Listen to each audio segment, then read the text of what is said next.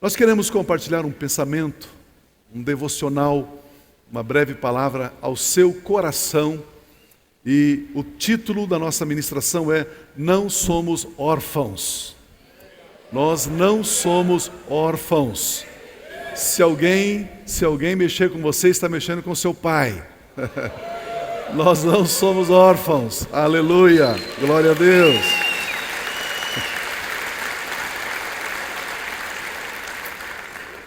Eu quero ler o texto de João capítulo 10, versículo 10. Jesus declara essas palavras: o ladrão vem apenas para roubar, matar e destruir. Jesus diz: eu vim com esse propósito, para que você tenha vida e a tenha plenamente, abundantemente. Eu venho para que você tenha vida e vida abundante, vida plena. Aleluia. Este é o primeiro pensamento que eu quero compartilhar. Nós temos vida abundante. Nós temos direito à vida abundante. Existe uma ênfase bastante forte na pregação do Evangelho sobre a nossa salvação conquistada por Cristo Jesus na cruz do Calvário. Pregamos muito sobre a nossa salvação. Falamos muito de que Jesus morreu na cruz para nos salvar, para nos purificar dos nossos pecados e para nos conduzir à vida eterna. E isto é assim. Esta é uma grande verdade, mas também não é a única verdade sobre a morte de Cristo Jesus na cruz. Ele morreu sim para nos purificar e para nos conduzir à eternidade. Mas a morte de Jesus Cristo trouxe outros benefícios. Pela morte de Cristo nós temos direito à cura, à saúde física. Pela morte de Cristo nós temos a vitória sobre o domínio sobre o pecado. Direito de viver em triunfo sobre a miséria, sobre a escassez. Nós temos direito à paz. Nós temos direito a ser filhos de Deus. Nós temos direito a ser herdeiros de Deus em Cristo Jesus. São outros benefícios e é isso que a Bíblia chama de vida abundante. É a vida além da salvação, além da vida eterna. É a vida plena. Eu vim para que vocês tenham vida e a tenham plenamente, abundantemente. A palavra grega é perissos. Perissos significa aquilo que excede. Abundância é aquilo que ultrapassa a necessidade, que sobressai, que está além do necessário, que excede supremamente. Ele veio para que eu e você tenhamos esta vida abundante, além da salvação, direito a viver esta vida que excede, acima de qualquer necessidade que possamos ter. Como eu disse, está corretíssimo dizer sobre a salvação como vida eterna em Deus, conquistada, dada por Cristo Jesus. Pois a porta para a vida eterna tem que passar por Jesus Cristo e pelo perdão dos nossos pecados, pelo sangue de Cristo derramado na cruz. Não há salvação em nenhum outro nome, somente em Jesus. Isso não é ser radical, isso é ser verdadeiro. Isso é ser honesto. Mas quando Jesus fala sobre a vida abundante é a vida que vai além da salvação. É a vida que excede as nossas necessidades diárias. É a vida de justiça, paz e alegria. Ou seja, é a vida vivida no reino de Deus. Justiça, paz e alegria.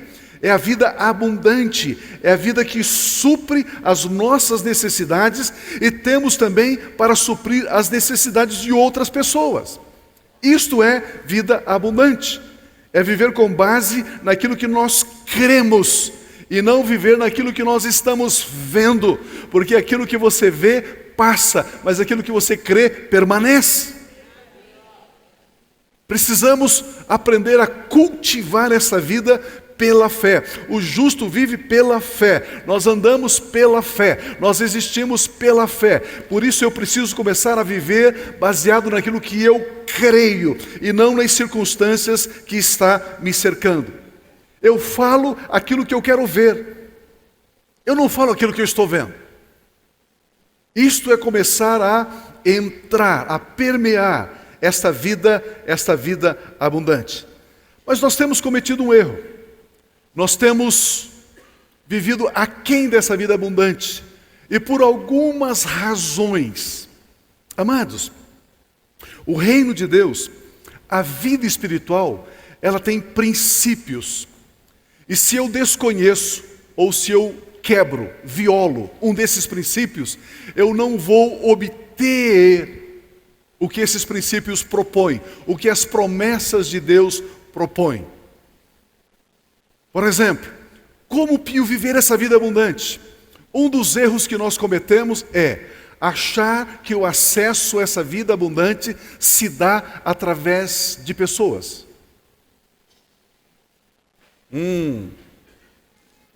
Nós temos dependido demais das pessoas para vivermos a vida cristã.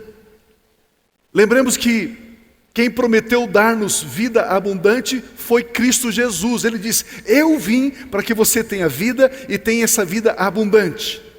Foi Ele que prometeu. Jesus, eu não pedi para o Senhor prometer isso. Se o Senhor prometeu, é o Senhor quem cumpre. É assim. Mas por que muitas vezes nós não acessamos essa vida abundante? Porque nós achamos que o suprimento das nossas necessidades vem através do nosso network, vem através das nossas amizades, vem através dos nossos relacionamentos.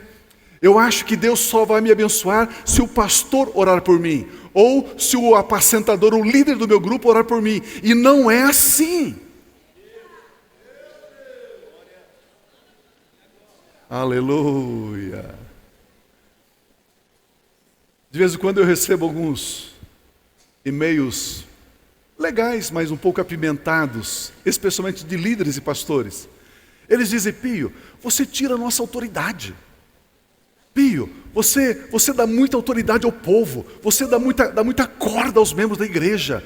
Você quebra a dependência deles de você. Eu não quero que você seja dependente de mim, eu quero que você seja dependente de Cristo Jesus. Aleluia!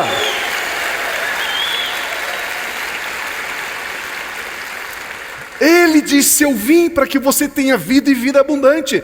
Vamos focar em Cristo Jesus, vamos colocar a nossa atenção nele. Queridos, existe poder no foco. Existe poder quando nós focamos, concentramos. E Ele prometeu: eu vim para que você tenha vida e vida em abundância. Foi Jesus Cristo de Nazaré quem disse isso. Portanto, eu preciso começar a focar nele, a me relacionar com ele, a ter comunhão com ele e experienciar o cumprimento da promessa dele.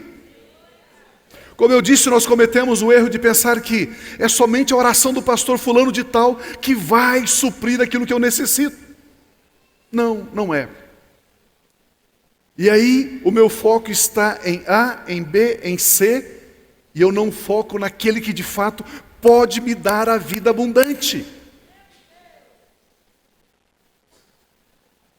Orar em concordância com alguém é muito, muito, muito, muito importante. É bíblico, bíblico, bíblico. Eu falei sobre isso na semana passada. Mas eu estou continuando com a mensagem. Aí eu estou falando que em Atos capítulo 8, houve uma grande perseguição em Jerusalém.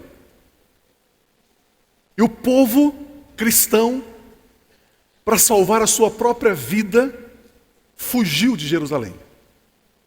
E os apóstolos ficaram em Jerusalém. E o texto sagrado diz que o povo, eles foram por toda parte. E por onde eles passavam, eles pregavam o evangelho. Por onde eles passavam, eles curavam os enfermos. Por onde eles passavam, havia sinais, prodígios e maravilhas. Por onde eles passavam, eles manifestavam o reino de Deus sem os apóstolos. Porque eles experimentaram ter um relacionamento entre cada um deles e Cristo Jesus, que é o cabeça. A Bíblia diz que nós somos membros do corpo de Cristo. Cristo é o cabeça. Como eu disse, é importante orarmos juntos, muito importante. Aliás, eu particularmente creio que existem algumas respostas que eu só vou obter quando eu oro com o meu grupo familiar. Eu creio que existem algumas respostas que Deus só dá no corpo, no conjunto. Mas muitas e muitas respostas nós podemos obter individualmente. Orar em concordância é importante, mas não é o único meio. Deus usa sim os apóstolos, profetas, evangelistas, mestres, claro que usa, sempre usa, mas não é o único meio. Você pode orar e ter a resposta do que você está pedindo lá no seu quarto. Aleluia. Lá no seu quarto. A oração feita lá debaixo da ducha do seu banheiro, em 2 minutos. Deus, meu Pai. Pronto, a resposta está ali. É assim. A oração lá no seu escritório. Você pode chegar amanhã, lá no seu escritório, sentar e dizer: Deus, olha os desafios dessa semana. Deus, olha esses boletos aqui para pagar. Deus, olha essa situação. Deus, Jesus, o Senhor prometeu dar a mim uma vida abundante. Jesus, eu estou orando segundo a sua palavra, que está escrito em João capítulo 10. Eu sou filho de Deus, eu não sou órfão, eu pertenço a Deus, eu sou filha, eu sou filho, eu sei que o Senhor me ouve, eu sei que o Senhor está atento ao meu clamor, à minha oração, aquilo que eu estou pedindo ao Senhor. Aleluia. Nós temos esse direito, Ele prometeu, e podemos acessar isso com toda certeza. O segundo pensamento que eu quero colocar para você, o caminho excelente. Como diz Paulo aos Coríntios, deixe-me mostrar a vocês um caminho sobremodo excelente. Romanos, capítulo 8, versículo 15 diz: pois vocês não receberam um espírito que os escravize, para novamente terem medo, temerem. O Espírito Santo não nos escraviza para nós termos medo, mas receberam o Espírito que os adota como filhos, por meio do qual clamamos: Pai, Abba, Abba, Pai, Papai, Paizinho.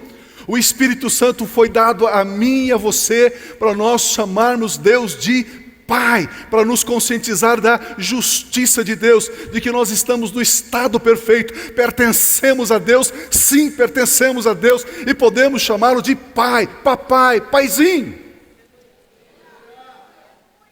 Um Espírito que nos dá a consciência de que somos filhos por adoção.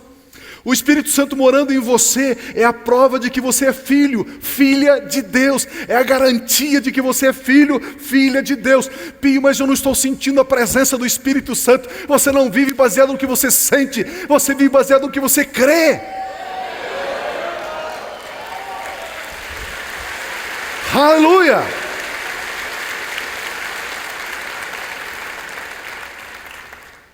Por isso diga agora com toda a liberdade, diga assim: não sou mais escravo do medo. Eu sou filho de Deus. Não sou mais escravo de Satanás e seus demônios. Eu sou filho de Deus. Não sou mais escravo da necessidade, da miséria. Eu sou filho de Deus. Não sou mais escravo da doença. Eu sou filho de Deus. Não sou mais escravo do ódio, da inimizade. Eu sou filho de Deus. Não sou mais escravo dos vícios.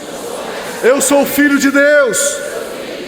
Ele morreu por mim na cruz, o meu Senhor Jesus, e me fez filho de Deus, e me prometeu a vida abundante. Eu sou filho de Deus.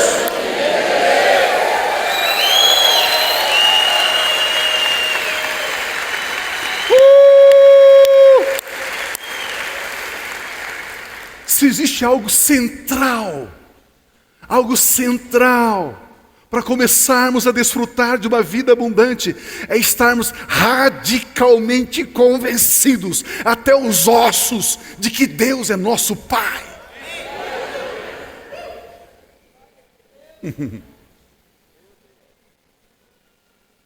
Ele é nosso Pai. Nós não somos órfãos.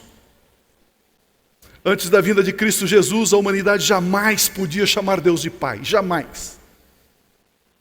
Não tinha como alguém, um ser humano, antes de Cristo, chegar para Deus e dizer assim: Pai Celestial. Jamais. Era impossível. Vem Jesus, o Filho de Deus, andando pelas estradas poerentas da Galileia, da Judéia, e ele para, e ele começa a dizer: Abba, Pai. Abba, Pai. As pessoas olharam e disseram assim: você está louco, rapaz? Isso é blasfêmia, isso é desonra. Chamar Deus de Pai. Você não pode chamar Deus de Pai, porque para os judeus, eles são filhos de Abraão. E Abraão é amigo de Deus. O mais próximo de Deus que eles podem chegar é sendo filho de Abraão, que é amigo de Deus. Agora vem alguém e diz assim: ok, Abraão é amigo de Deus, mas eu sou filho de Deus. Olha o que Jesus declara em João capítulo 10, versículo 30. Eu e o Pai somos um. Meu Deus! Não somente ele diz, eu sou filho de Deus, mas ele diz assim, eu sou assim com ele, mas assim com ele. Ele diz, o que eu falo, eu ouvi do meu Pai, eu repito as palavras dele. O que eu faço, eu vi ele fazer, eu faço as obras dele, não são as minhas obras. Eu sou cooperador de Deus, nós trabalhamos juntinhos.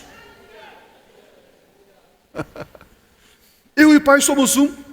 Novamente, versículo 31 diz, novamente os judeus pegaram pedras para apedrejá-lo. Mas Jesus lhes disse, eu mostrei muitas boas obras da parte do Pai. Por qual delas vocês querem me apedrejar? Responderam os judeus, não vamos apedrejá-lo por nenhuma boa obra, mas pela blasfêmia. A palavra blasfêmia significa desonra, impropério. Mas pela blasfêmia, porque você é um simples homem e se apresenta como Deus. Se você é filho de peixe, você é peixinho. Se você é filho de gato, você é gatinho. Se você diz que é filho de Deus, você é.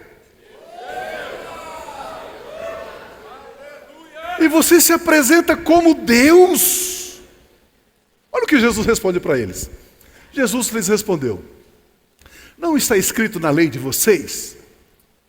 Eu disse, vocês são deuses? Se ele chamou deuses aqueles a quem veio a palavra de Deus, e a Escritura não pode ser anulada, a Escritura chamou eles de deuses, que dizer a respeito daquele a quem o Pai santificou e enviou ao mundo?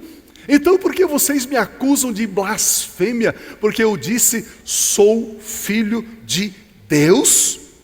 Se eu não realizo as obras do meu Pai, não creiam em mim. Mas se as realizo, mesmo que não creiam em mim, creiam nas obras, para que possam saber e entender que o Pai está em mim e eu no Pai. Queridos, isto é uma ruptura de conceito. Isso é uma mudança de mente. E se eu mudo o meu pensamento, eu mudo o meu comportamento. Se eu mudo o meu comportamento, eu mudo a sucessão das minhas ações. E a sucessão das minhas ações me leva a um destino. E Jesus vem com algo totalmente radical, totalmente novo. Não entrava na cabeça daqueles homens que Deus pode ser o nosso Pai. E se Ele é o nosso Pai, Ele é o nosso protetor. Se Ele é o nosso Pai, Ele nos ama. E como Pai, Ele nos provê. Como Pai, Ele nos ouve. Como Pai, Ele anda conosco. Como Pai, Ele cuida de nós. Como Pai, Ele é o nosso herói. Como Pai, o nosso destino, a nossa vida está nas mãos dEle. Eles não podiam entender isso. Que você pode chegar e dizer assim, Deus, o Senhor é o meu Pai, o Senhor é meu herói. Não é o Homem-Aranha, não é o Super-Homem, não é a Mulher Maravilha. Deus, o Senhor é o meu herói, o Senhor é o meu Pai.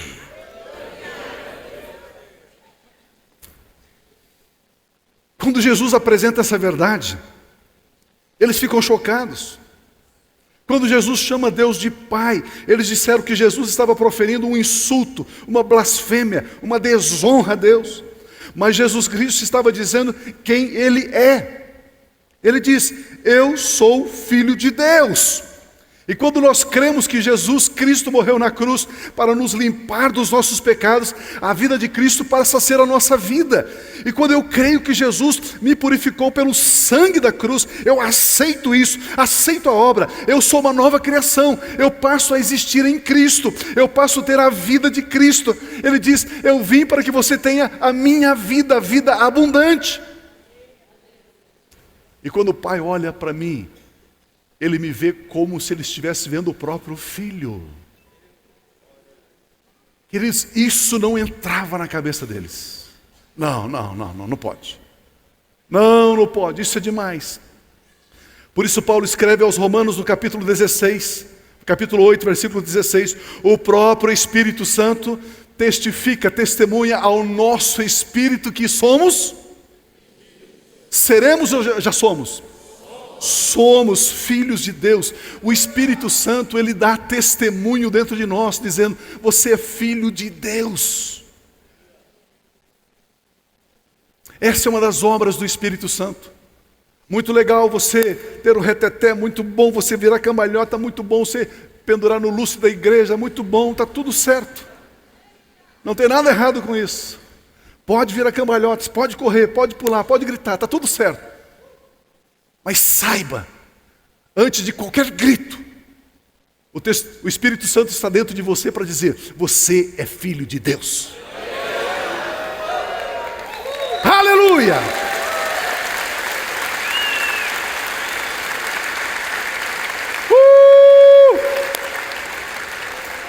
E como filhos nós podemos orar, falar diretamente com Deus Pai. Podemos ter o nosso tempo a sós com o nosso Pai, que é Deus, que é o Criador do universo, que é o Deus Altíssimo, que é o grande eu sou. Como filho você pode chegar com segurança, como diz o escritor aos Hebreus: chegue com segurança, com confiança, diante do trono da graça, e Ele estende graça sobre você, e te recebe e te aceita como filho.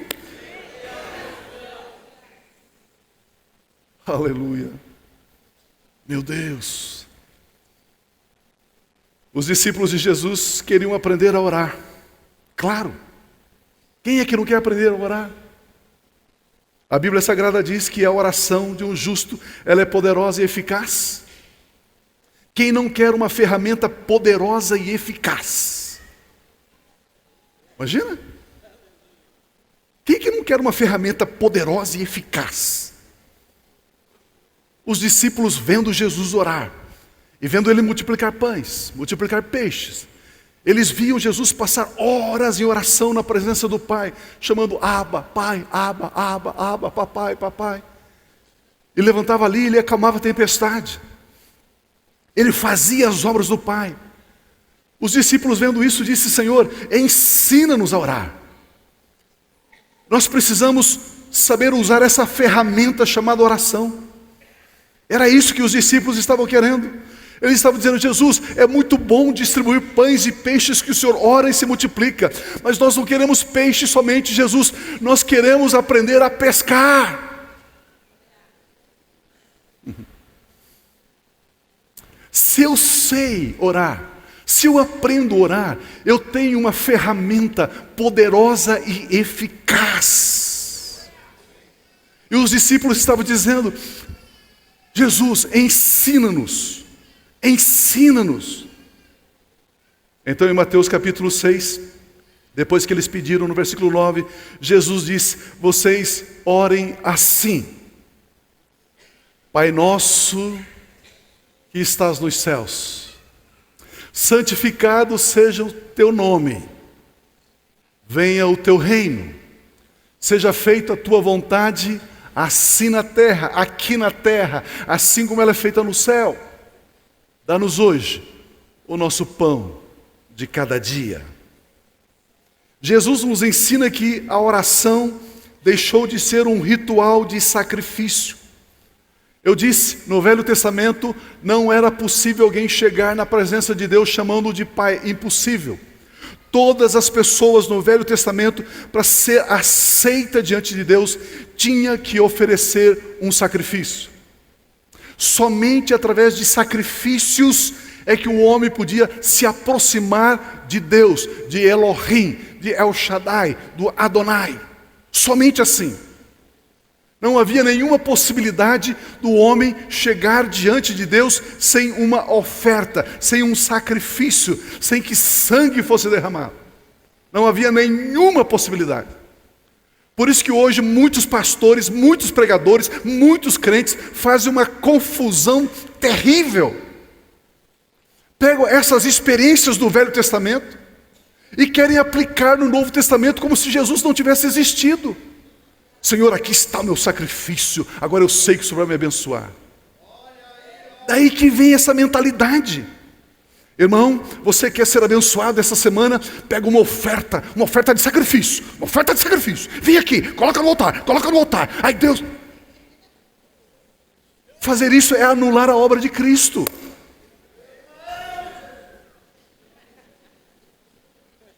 É anular o que Jesus fez. No Velho Testamento, ninguém se aproximava de Deus a não ser através de sacrifício. E ainda para chamá-lo de Deus, nunca de Pai. O teu sacrifício não torna você filho. O sacrifício de Cristo torna você filho. Aleluia. Aleluia. Aleluia.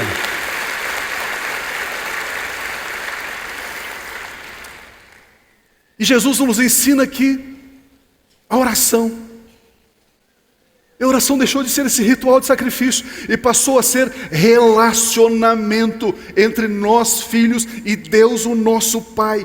A oração com base no relacionamento é a oração que prevalece. Eu oro para ter acesso à vida abundante, porque eu tenho um relacionamento com Deus, um relacionamento de pai e filho, de filho e pai. É isso que Jesus nos ensina. Pai nosso que estás nos céus. A oração, queridos, não muda Deus. A oração age na bondade e na providência de Deus. Deus já tem aquilo que nós precisamos. A oração age sobre o que Deus já tem. A oração age sobre as promessas já feitas por Deus a nós. A nossa oração não muda Deus. A nossa oração aciona aquilo que nós já temos nele. Quando oramos, como eu disse, isso não muda Deus. Deus já é bom. Deus já tem tudo. A oração é a concordância entre os céus e a terra. E através dessa concordância, o que Deus quer nos dar, Ele dá. John Wesley disse: Deus nada faz a não ser em resposta às orações. O grande médico pastor Thomas Savage, ele diz: orar antes de fazer algo é dependência, orar depois é gratidão, orar sempre é comunhão com o Pai. No Antigo Testamento, como eu disse, ninguém podia entrar no Santíssimo Lugar sem antes oferecer sacrifícios. O homem tinha que oferecer algo a Deus para poder falar com Deus. Mas agora, através de Jesus Cristo, nós podemos nos aproximar de Deus com confiança, com honra sim, com temor sim, com respeito sim, mas com confiança. Com confiança. Podemos chamá-lo de Pai. Pai nosso que estás nos céus. Pai celestial. Pai celestial. Abba, Pai, Papai. Porque a obra de Jesus é o que me permite estar na presença de Deus Pai. Por meio de Jesus, nós temos comunhão com Deus Pai, através da oração. Imagine que aqui tenha um poço, tenha água, pH 9, bem alcalina, bem saudável, perfeita. E você precisa chegar nessa água para suprir a sua necessidade, mitigar a sua sede. E Deus fez uma ponte. O nome dessa ponte é Jesus Cristo de Nazaré. É através de Jesus que eu e você caminhamos e chegamos nessa fonte. beber dessa fonte, a Bíblia chama de oração. Oração é como se fosse uma vasilha, um caneco, algo que você pega desta fonte. Isso é oração. Oração é um instrumento poderoso, eficaz. É como se fosse um coletor de Deus, em Deus, nele, daquilo que Ele é para nós. É disso que nós estamos falando. E podemos chegar ali e dizer, Pai Celestial. A palavra Pai, pater no grego, significa o antepassado mais próximo. Quem é o seu antepassado mais próximo? Pai Celestial. Quem é o seu antepassado mais próximo? Deus Pai. Quem é o seu antepassado mais próximo? Deus Pai. Quem é o seu antepassado mais próximo? Deus Pai. Quem é o seu antepassado mais próximo? Deus Pai. Ele é Pai, Ele é o nosso antepassado mais próximo. Acima de mim, o primeiro está Ele, Deus Pai. Pater, o antepassado mais próximo. Você vai no médico, ele diz, olha, a sua glicemia está muito alta. Você, por acaso, tem na sua família alguém com diabetes? Olha, o meu avô, minha avó, meu tio, minha tia. Ah, então isso é hereditário. Você tem que dizer assim, doutor, eu tenho uma grande notícia para o senhor. A grande notícia é que o meu antepassado mais próximo é o meu Pai Celestial. Eu sou filho dele. E eu tenho certeza que ele não é diabético. Ele não é. Ah, mas você está com hipertensão, você está com essa alergia, você está com essa coriza, você está com isso. Isso é hereditário. Pois é, se for hereditário, eu estou na benção. Porque o meu Pai Celestial, Ele não tem coriza, não tem hipertensão, não tem diabetes, não tem nada disso. Ele é Deus, Ele é perfeito, Ele é saradão, Ele é meu Pai, eu dependo dEle. Ele é o meu antepassado mais perto, mais próximo. Por isso, aquilo que Ele tem me pertence. Eu sou herdeiro de Deus. Aleluia! Queridos, vamos sonhar, vamos imaginar que cada cristão, no seu momento pessoal de oração, de devocional, entendesse que Deus é Pai. Pai nosso. Jesus está dizendo que o Pai dele também é o nosso. Ele diz nosso, ele se inclui como filho. Assim como nós somos filhos. Jesus está dizendo que assim como ele é filho, nós também somos. Aleluia! A pergunta que cabe aqui para mim e para você é: de quem é Deus? De quem é Deus? Nosso. Pai nosso. De quem é Deus? Você está recebendo essa palavra? Tá bom. Para fazer um choque aí, para... né? Deus é nosso. E de quem é tudo que Deus tem? Já não ouvi um coro. Deus é nosso. E aquilo que Ele tem, de quem que é? Nós.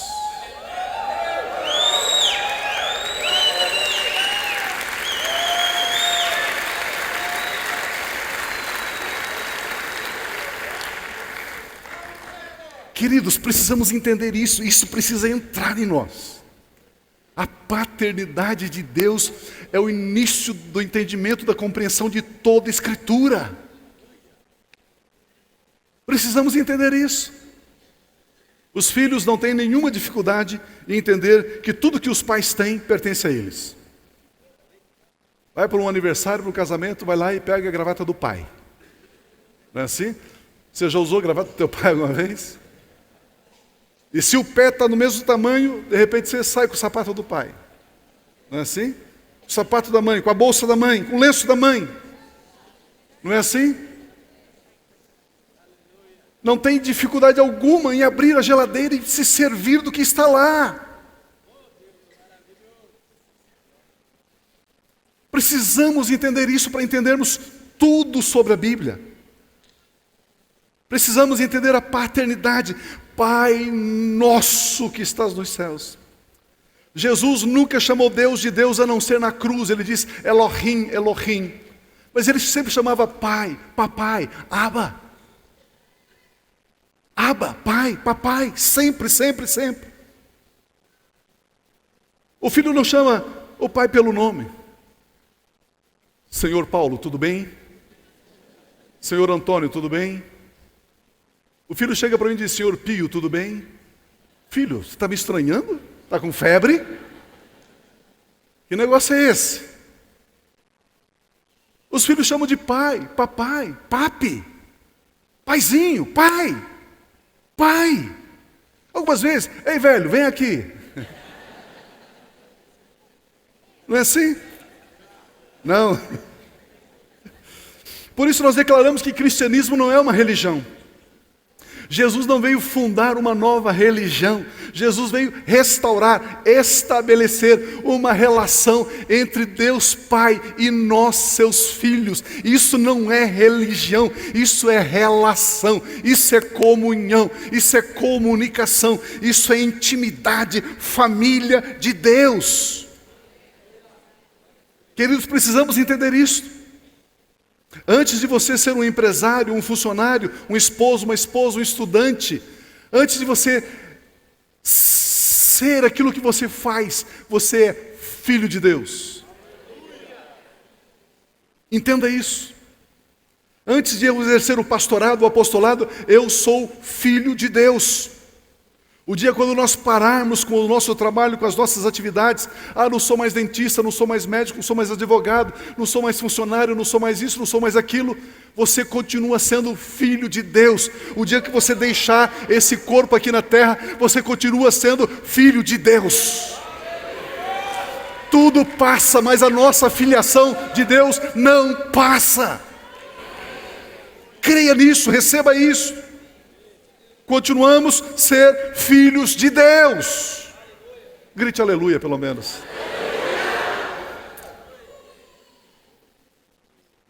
Pio, mas eu já fiz coisas erradas. Pio, se eu contar, você nem vai acreditar. Eu fico envergonhado, eu fico corado, eu sinto um peso pelo que eu já fiz. A palavra de Deus nos diz, o Evangelho de Lucas, capítulo 15, que um pai tinha 2 filhos, o mais moço diz, pai, me dá parte da fazenda, da minha herança, eu vou embora. Pegou o dinheiro e foi viver uma vida dissoluta, acabando tudo, passando necessidade, passando fome.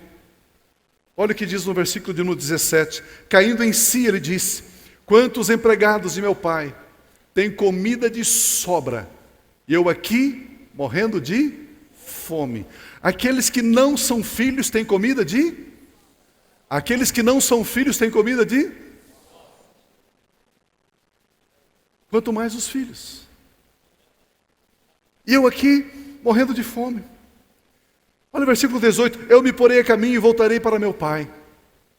Voltarei para meu pai. Voltarei para meu pai. E lhe direi, pai, pequei contra o céu, pequei contra ti, não sou mais digno. Eu vou dizer isso para o meu pai, pai, eu não sou mais digno de ser chamado teu filho. Trata-me como um dos teus empregados. A seguir levantou-se e foi para seu pai. Estando ainda longe, seu pai o viu, e cheio de ódio, amargura, ressentimento, cheio de compaixão. Cheio de compaixão esse paizão. Correu para seu filho e o abraçou e o beijou. Queridos, esse filho, ele estava trabalhando fazendo o quê? Alimentando os porcos. Ele estava descalço. A sua roupa toda esfarrapada, seu cabelo todo desgrenhado, o seu corpo todo terrivelmente magro, esquálido, fedido. Ele fedia. O pai fez o quê? correu na direção dele, o abraçou e o beijou.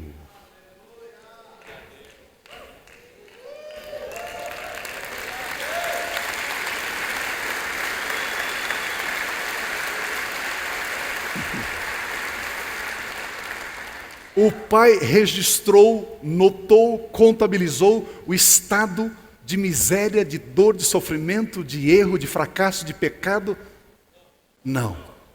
Olha o que diz o texto.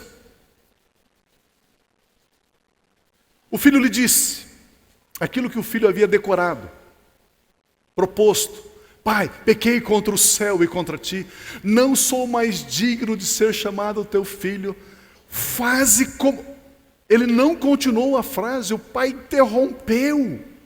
Quando ele disse: eu quero ser apenas um empregado seu, o pai não permitiu que ele repetisse essa frase.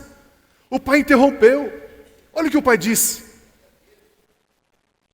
Mas o pai disse aos seus servos: depressa, tragam a melhor roupa. Que roupa? A melhor. A melhor roupa. Vistam nele, coloque um anel em seu dedo e calçados em seus pés. Tragam o novilho gordo e matemo-no. Vamos fazer uma festa e alegrar-nos. Meu Deus. O filho não se achava mais digno de ser chamado de filho. Mas quem decide que você é filho não é você. Quem decide que você é filho é o nosso Pai Celestial. Não é uma decisão sua. Ele disse: eu vou voltar e vou dizer: eu não sou mais filho. Você não manda aqui. Quem manda aqui sou eu. Eu sou teu pai, você é meu filho e pronto, acabou. De repente você que está me vendo pela internet, por alguma mídia, de repente você frequentou a igreja, por uma outra razão, não sei qual, você se afastou, desistiu, se envolveu no pecado, na miséria, na transgressão, e você sente uma saudade imensa da casa do Pai, da comunhão com os irmãos. Você sente o seu coração ficar apertado quando você ouve louvores a Deus, adoração a Deus, a palavra de Deus. Mas você diz: eu não sou digno de voltar. Eu não sou digno de voltar. Para você que está pensando assim, eu quero dizer: não é você quem decide. Quem decide se você é digno ou não é o teu Pai Celestial. E Ele está lhe dizendo: você é digno sim. Você é digno sim.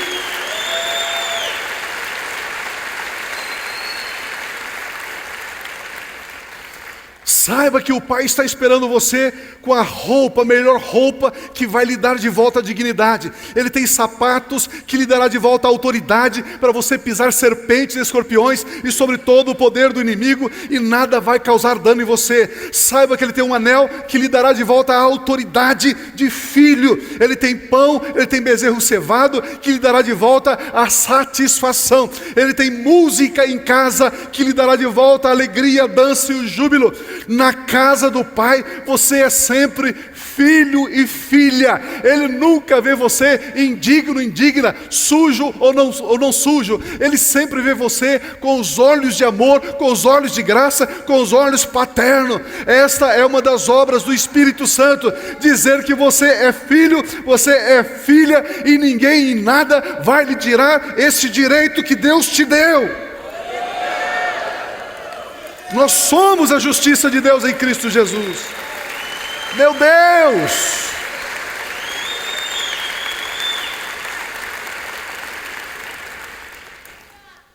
O texto sagrado diz que quem teve dificuldade foi o irmão, nunca o pai. Mas o seu irmão não vai definir o seu destino. Quem define o seu destino é teu pai, não é teu irmão. Dê de ombro. Saia do Facebook dele.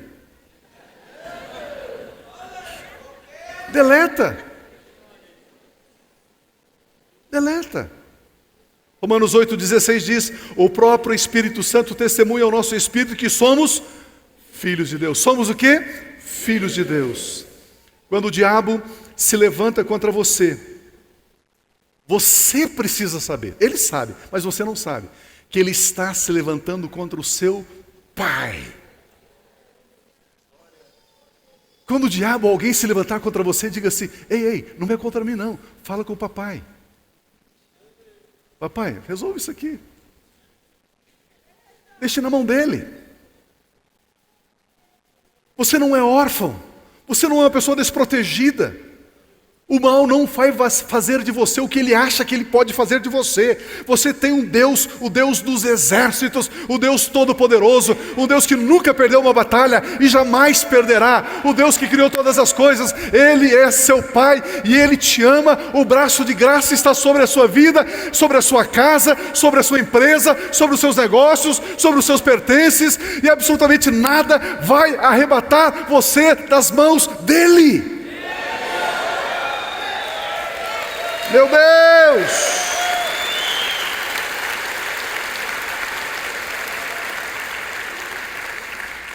Uma das dificuldades que nós temos de viver essa vida abundante dada por Cristo Jesus é que nós achamos que é o seguinte: pastor, comigo é assim, as coisas de Deus são coisas de Deus, igreja, eu vou lá no domingo, está tudo bem, mas durante a semana, pastor, é comigo.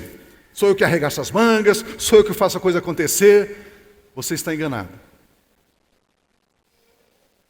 Não é assim. Olha o que Jesus nos ensina em Lucas 11:13. Se vocês, apesar de serem maus, sabem dar boas coisas aos seus filhos, quanto mais o Pai Celestial, o Pai que está nos céus, dará o Espírito Santo a quem o pedir. Espírito Santo. Se eu pedir aquilo que é mais sublime, mais excelso, mais espiritual, o Espírito Santo, Ele dará. Ele dará. Ele dará. O mesmo assunto, escrito agora em Mateus, capítulo 7, versículo 11, Jesus diz assim: se vocês, apesar de serem maus, sabem dar boas coisas aos seus filhos, quanto mais o Pai de vocês que está nos céus dará coisas boas aos que lhe pedirem. Em Lucas nós temos Espírito Santo. Em Mateus nós temos coisas boas. Então existe uma contradição na Bíblia? Existe um erro? Não. Claro que não. Nós temos aprendido, como eu disse, que Deus é quem nos dá as coisas espirituais. Deus é o assunto espiritual, igreja é coisa espiritual, mas o meu trabalho, o meu dinheiro, meus recursos, isso não tem nada de espiritual. E esse texto quebra isso, desfaz esse pensamento. O material é esforço, é o resultado do meu esforço próprio. Não, isso não é verdade. Jesus nos diz que assim como Ele nos deu o Espírito Santo, Ele também nos dá as boas coisas, as coisas materiais. É isso que Ele está dizendo. Assim como o Pai Celestial nos dá o Espírito Santo, Ele também nos dá as coisas materiais. Assim como nós temos o nosso papel de sermos sacerdotes, Espírito Santo, coisas espirituais, Ele também nos dá o papel de sermos reis, coisas materiais, conquistas terrenas, boas coisas. Queridos, quando não entendemos a paternidade de Deus, achamos que Deus está somente interessado em nos dar coisas espirituais, mas Jesus está dizendo que Deus também está interessado em dar as coisas terrenas, as coisas materiais. Ele está dizendo que o nosso Pai Celestial quer cuidar integralmente de nós, todas as áreas, todas as etapas, todos os momentos, toda e qualquer situação espiritual e material. Ele quer ser o Pai.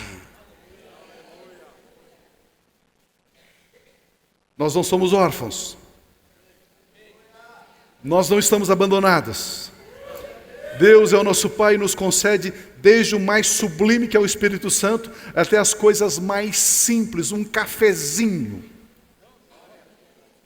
Ele te dá o Espírito Santo e te dá uma noite gostosa de sono. Aleluia. Essa semana, eu liguei para alguns irmãos e disse o seguinte: olha, eu tenho segunda, terça, quarta e quinta abri a minha agenda e quero fazer uma pausa. Aí conversando com um, conversando com o outro, e daí, vamos pescar em algum lugar aí? Vamos ver e tal. E aí a gente tem bastante amigos e tal. Olha, tem um amigo tal, ele falou que manda o avião dele, pegava nós aqui e levar a gente para tal lugar, não sei o quê. Eu falei, não. Eu quero uma coisa bem simplesinha, assim, eu quero uma roça. Quero uma roça, uma chacrinha, para a gente pescar num lago, para a gente, enfim, fazer a nossa comida, essa coisa toda. E aí, tem um lugar aqui, tem um lugar ali, e de repente surgiu, através do pastor Marco Aurélio lá em Maringá, um lugar lá no Mato Grosso do Sul. Uma família que é da igreja, nós não temos uma igreja lá na cidade, mas uma família tremenda de Deus. E nos receberam ali com tanto carinho, com tanta alegria, com tanto de você ficar acanhado, envergonhado. Sabe quando as pessoas te hospedam assim com tanto amor, você fica constrangido? E aí começamos a fazer um rodízio para lavar a louça, né? Não íamos deixar para a irmã fazer sozinho, né? Se deixava, ela ia fazer tudo sozinho. Não. Vamos fazer uma escala aqui, você lava a louça. É tão gostoso porque na viagem a pessoa diz, Pio, eu não creio que isso não sei o quê. Só um pouquinho, irmão. Diga comigo assim, em minha boca.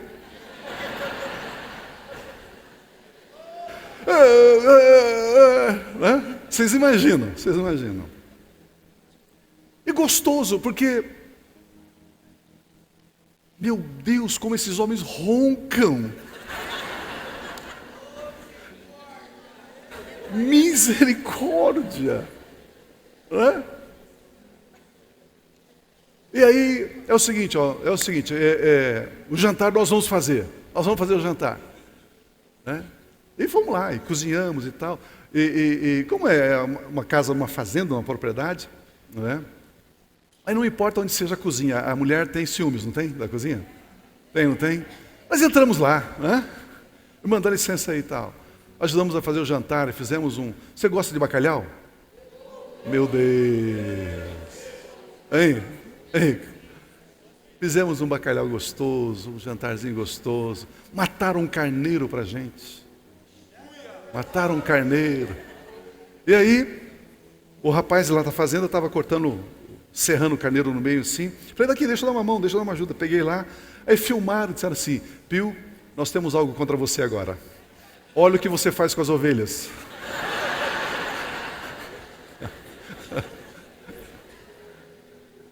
E depois, imagina, você, né, mata o carneirinho, depois põe lá na brasa, fizeram lá um carneiro para a gente. Que coisa tremenda, queridos.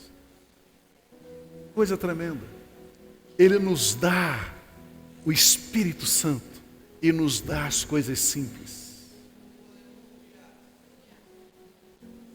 Ele é Pai. Pai integral, cuida de tudo. Tempo de comunhão com os irmãos, tempo de bater papo, tempo de dar risada. De vez em quando tinha cãibra na barriga de tanto dar risada, né?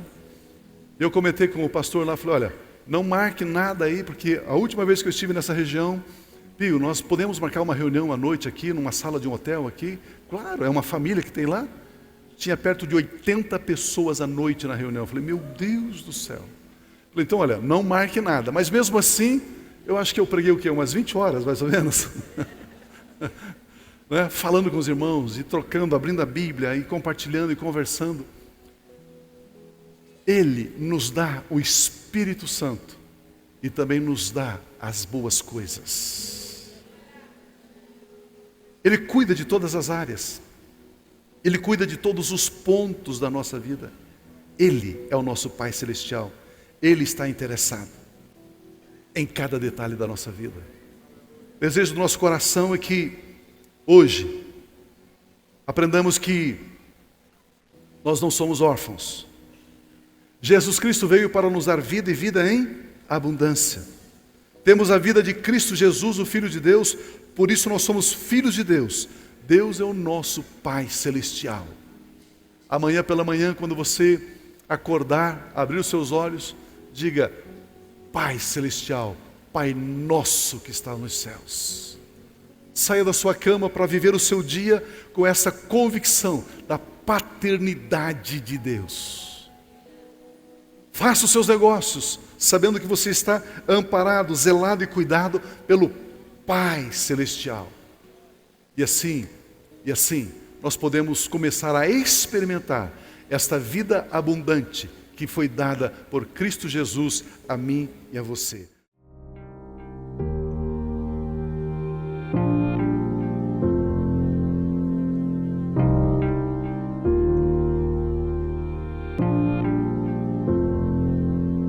Não tem nada a ver com o que temos ou com o que fazemos, tem a ver com o que somos.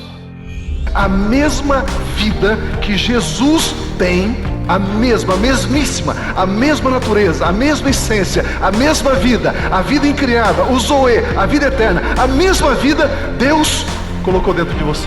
E você avança com absoluta certeza e segurança, porque você sabe quem você é. E quando você sabe quem você é, e quando você é maravilhoso. Como é bom